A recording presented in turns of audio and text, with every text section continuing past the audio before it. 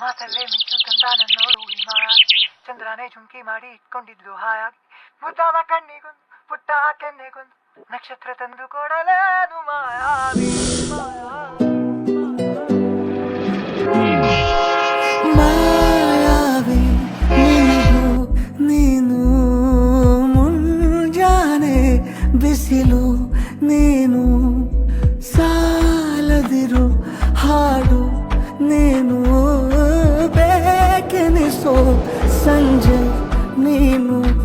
ಎದೆಯ ಧ್ವನಿಗೆ ಬೆಳಕು ನೀನು ನೀನಾದೆ